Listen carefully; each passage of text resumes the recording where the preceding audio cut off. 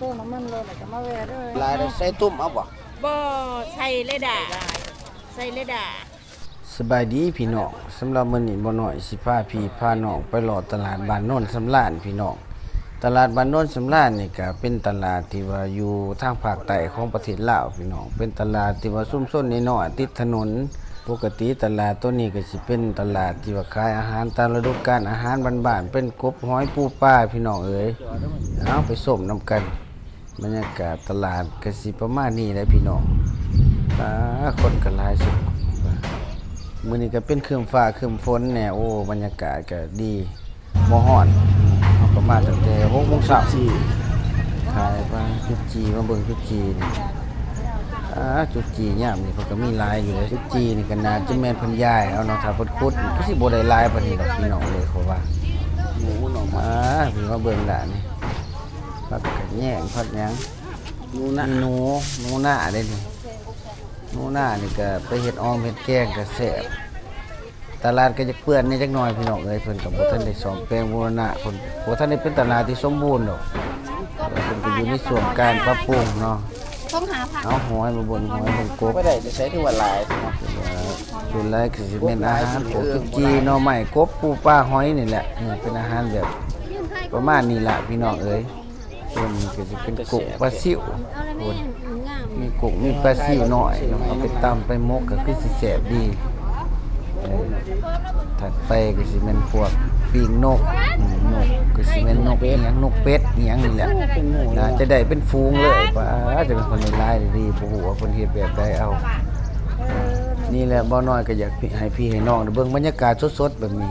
คลิปนี้ก็สิยาวแน่จักหน่อยเด้อพี่น้องเด้อบ่น้อยก็อยากให้พี่ให้น้องได้เบิ่งบรรยากาศแบบ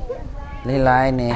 บ้านเฮาผู้ใดจากบ้านจากเมืองไปอยู่กรุงเทพกรุงไทยหรือว่าเมืองนอกเมืองนาก็อยากให้เบิ่งให้เห็นนํกันพี่น้องเบิ่งที่นี่หอยนี่ก็หลายคักป๊าบพี่น้องว่าจะได้หอยหอมยามนี่มันก็หลายเนาะราคาก็ยังสูงอยู่ดอกพี่น้องหลายก็ได้เพราะว่ามันเป็นอาหารที่ว่าค่อนข้างว่าจะหายากเนาะถ้าบ่ปีนผู้ปีนเขานี่มันจะบ่ได้กินง่ายๆเนาะฉะนั้นราคามันก็แพงเป็นเรื่องปกติมาด้านนี้ก็สิเป็นพวกอาหารสุกแน่พวกผักแน่พวกอิหยังต่างๆบรรยากาศดีพี่น้องเนาะแต่ผู้ใดมักกินผักอาหารเพื่อสุขภาพก็มาด้านนี้โซนนี้พี่น้องผักหลายทั้งหน้าก็เป็นร้านเสื้อผ้าเขาเนาะนี่ก็ปีกนกอีกแล้วพี่น้องเอ้ยประเภทนกเข้าหน่อยเข้าใหญ่หลายตลาดนี่ก็สิย่าวไปพี่น้องย่าวไปเพิ่นสิขายตามดินปูผาปูหยังเพิ่นสิว่างขายลักษณะนี้แหละก็เป็นบรรยากาศอีกแบบนึงเนาะเป็นบรรยากาศแบบบ้านๆแล่นเนาะถือว่าบรรยากาศธรรมดาเอาไปเบิ่งเบื้องมันคนกะบ่หลายปานใดมื้อนี้เนาะเพิ่นก็ลงไห้ลงนาในช่วงนี้สำหรับผู้ใดอยากกินอาหารบ้านๆเนาะอยากกินปูกินปลากินหอยกินกบกินเขียดก็มาตลาดแห่งนี้ได้พี่น้องเนาะเป็นตลาดที่ห่างจากตัวเมืองปากเซ่ก็ประมาณ60กิโลเนาะก็บ่ไกลก็ผู้ใดผ่านไปผ่านมาสิขึ้นเหนือลงใต้ก็แวะได้เนาะทุกๆวันเสาร์วันอังคารเนาะเพิ่นเปิดนับตั้งแต่เวลา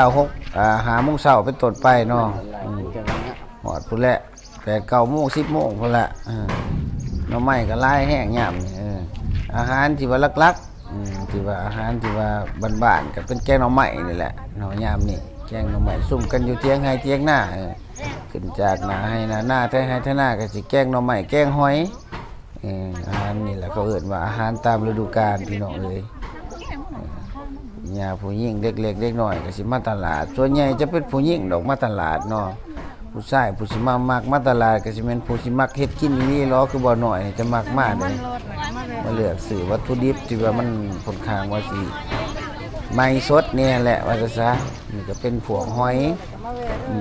นี่ก็เป็นด้านเบื้องเนื้อพี่น้องจะขายหลากหลายอย่างมีดอกกระเจียวนี่มีอีหยังมีเฮ็ดมีหยังมีปลามีหอยมีข้าวบุกนี่ก็ใส่แกงหน่อไม้นี่แซ่บเนาะเอาอีหยังก็ตามแต่เด้อพี่น้องเด้อบ่น้อยก็สิลาพี่ลาน้องไปเนาะสำหรับคลิปอาหารบ้านๆหรือว่าคลิปรอตลาดเนาะนี่มีโอกาสบ่น้อยก็สิไปถ่ายให้พี่ให้น้องได้เบิ่งได้รับชมนํกันเนาะ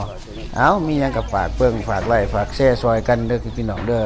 นี่ก็เป็นช่องที่ว่าเฮ็ดแต่รุ่นแล้วแต่ว่าบ่น้อยก็บ่ได้มีโอกาสได้มาอัพลงเนาะสำหรับต่อไปก็สิได้อัพลงเป็นระยะเนาะพี่น้องเนาะ